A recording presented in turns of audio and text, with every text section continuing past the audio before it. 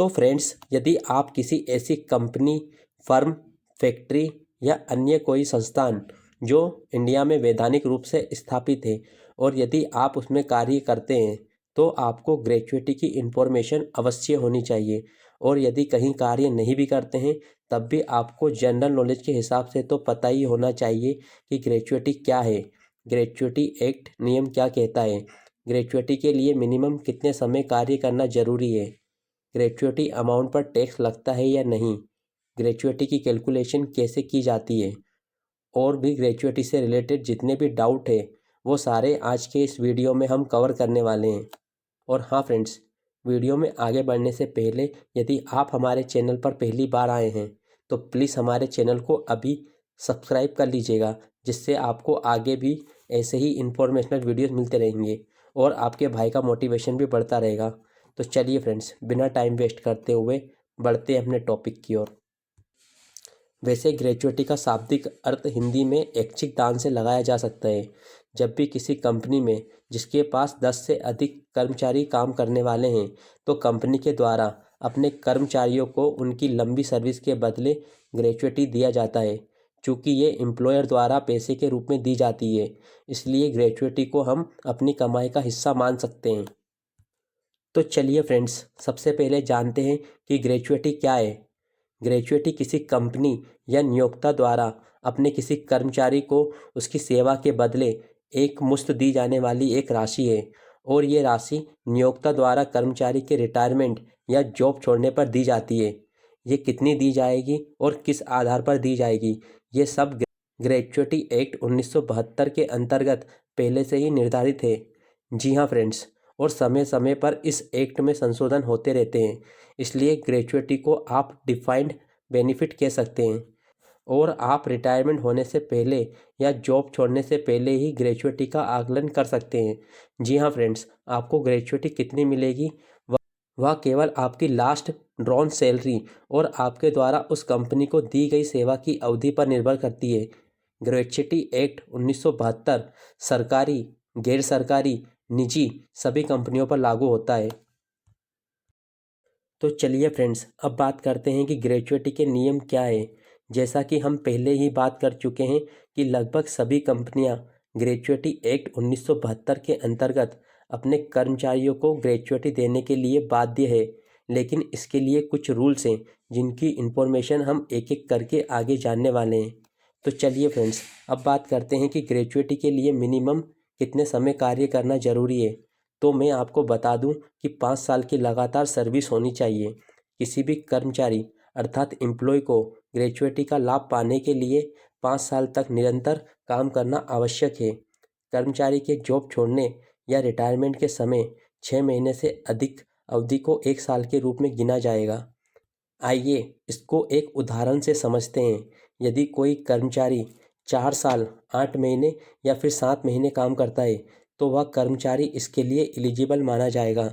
लगातार या निरंतर सर्विस से हमारा अभिप्राय उस सेवा अवधि से है जिस अवधि में आपकी वजह से कंपनी का कोई कार्य बाध्य ना हुआ हो।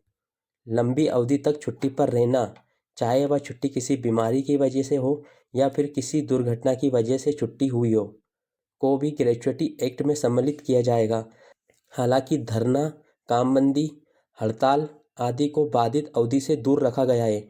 कोई भी बाधा जो किसी कर्मचारी से संबंधित ना हो को बाधित अवधि से दूर ही रखा गया है। तो फ्रेंड्स, अब बात करते हैं कि मृत्यु या विकलांगता आदि पर ग्रेच्युटी एक्ट 1972 काम करता है या नहीं। जैसा कि आप सबको पता है कि मृत्यु या विकलांगता अर्थात असमर्थता से होता है। तो फ्रेंड्स, यदि किसी कर्मचारी की मृत्यु या विकलांगता किसी कंपनी में कार्यरत रहने के दौरान होती है तो इस स्थिति में 5 साल पूरे करने वाला रूल निष्क्रिय हो जाता है, यानी वहाँ पर वो रूल लागू नहीं होता है और व्यक्ति के नॉमिनी या फिर कानूनी उत्तराधिकारी को ग्रेच्युटी का अमाउंट पे किया जाता है। तो फ्रेंड्स, अब बात करते हैं कि कंपनी चाहे तो अपने कर्मचारी को बढ़ा के ग्रेच्युटी दे सकती है या नहीं। जो फॉर्मूला ग्रेच्युटी के लिए निर्धारित है, यदि कंपनी चाहे तो अपने कर्मचारी को उस फॉर्मूले से बढ़ा के ग्रेच्युटी दे सकता है, लेकिन निर्धारित फॉर्मूले की गणना से कम नहीं दे सकता। मगर फ्रेंड्स ध्यान देने वाली बात यह है कि बढ़ी हुई ग्रेच्युटी टैक्सेबल होगी। जी हाँ फ्रेंड्स, ग्रेच्युटी नियम तभी लागू होगा जब किसी कंपनी में 10 से अधिक कर्मचारी हो।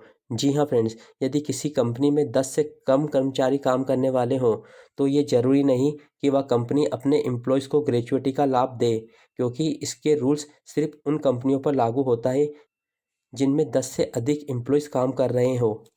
और उसी के साथ साथ आपको एक बात का ध्यान और रखना है कि कंपनी को नुकसान पहुंचाने वाले की ग्रेच्युटी जब्त की जा सकती है।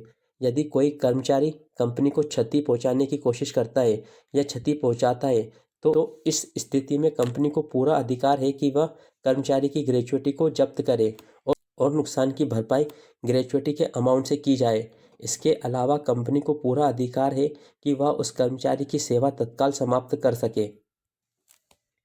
फ्रेंड्स उसी के साथ आपको ग्रेच्युटी का एक रूल ये भी पता होना चाहिए कि निर्धारित सूत्र के हिसाब से दी जाने वाली ग्रेच्युटी पूरी तरह से टैक्स फ्री होती है, बट एम्प्लॉय द्वारा ग्रेच्युटी अमाउंट को लेकर कोर्ट केस नहीं किया जा सकता है, जबकि कर्मचारी के खिलाफ सिविल या क्रिमिनल कोर्ट में केस डाला जा सकता है। और फ्रेंड्स उसी के साथ साथ आपको इस बात का भी ध्यान रखना है कि 10 लाख से कम ग्रेच्युटी अमाउंट पूरी तरह से टैक्स फ्री होता है। जी हाँ फ्रेंड्स, पहले केवल 3.5 लाख रुपए तक छूट दी जाती थी और 10 लाख से अधिक अमाउंट पर टैक्स देना होगा। तो फ्रेंड्स अब बात करते हैं कि आखिर ये ग्रेच्युटी की कैलकुलेशन कैसे की जाती है। तो इसके लिए एक फॉर्मूला है जिसकी लिंक मैं आपको डिस्क्रिप्शन में भी प्रोवाइड कर दूंगा। तो अब बढ़ते हैं इसकी कैलकुलेशन के ऊपर। तो आप यहाँ पर वो अमाउंट एंटर करेंगे जो कि आपकी लास्ट सैलरी का बेसिक प्लस डीए का अमाउंट जोड़कर आ रहा हो, और यहाँ पर आपको 15 से मल्टीप्लाई करना है। तो उसके लिए आप यहाँ पर 15 एंटर करेंगे, क्योंकि ग्रेच्युटी की कैलकुलेशन के लिए एक साल में केवल 15 दिन ही काउंट किए जाते हैं। और यहाँ पर आपको 26 से डिवाइड करना है, तो यहाँ पर आप 26 एंटर करेंगे। 26 इसलिए एंटर करना है क्योंकि इस कैलकुलेशन में एक महीने में 26 दिन ही काम किया जाता है और रिमेनिंग 4 डेज़ को संडे की छुट्टी माना गया है। और यहाँ पर आपको नंबर ऑफ ईयर्स का मल्टीप्लाई करना है, जितने साल आपने काम किया है। तो यहाँ पर आपके सामने टोटल ग्रेच्युटी का अमाउंट निकल कर आ जाएगा कि आपको कितना अमाउंट मिलने वाला है। तो फ्रेंड्स आप कैलकुलेटर की मदद से भी ग्रेच्युटी की कैलकुलेशन कर सकते हैं, जैसा कि आपको इस इमेज में दिख रहा है। फ्रेंड्स ग्रेच्युटी की कैलकुलेशन करते वक्त आपको इस बात का भी ध्यान रखना है कि यदि कोई एम्प्लॉई कुछ साल और कुछ महीने काम करता है तो उसकी कैलकुलेशन राउंड ऑफ में की जाती है। तो चलिए सीखते हैं। मान लीजिए कोई एक एम्प्लॉई है जिसने किसी एक ही कंपनी में 5 साल और 5 महीने काम किया, तो इस केस में उस एम्प्लॉय को केवल 5 साल की ही ग्रेच्युटी मिलेगी। और यहीं पर हम दूसरा केस लेते हैं जिसमें कोई एक एम्प्लॉई किसी कंपनी में 5 साल और 7 महीने काम करता है, तो उसको पूरे 6 साल की ग्रेच्युटी मिलेगी, क्योंकि इस ग्रेच्युटी एक्ट के अंतर्गत 6 महीने से कम को पूरे साल में कंसीडर नहीं किया जाता है और 6 महीने से ऊपर किए गए काम को पूरे साल में कंसीडर किया जाता है। तो फ्रेंड्स ये थी ग्रेच्युटी के बारे में डिटेल ज़रूरी जानकारी। उम्मीद है कि आपको ये वीडियो पसंद आया होगा। अगर आपको ग्रेच्युटी से रिलेटेड कोई भी सवाल या सुझाव हो तो आप कमेंट सेक्शन में लिख सकते हैं, और हाँ, मैं आपके सवालों का जवाब देने की पूरी कोशिश करूँगा।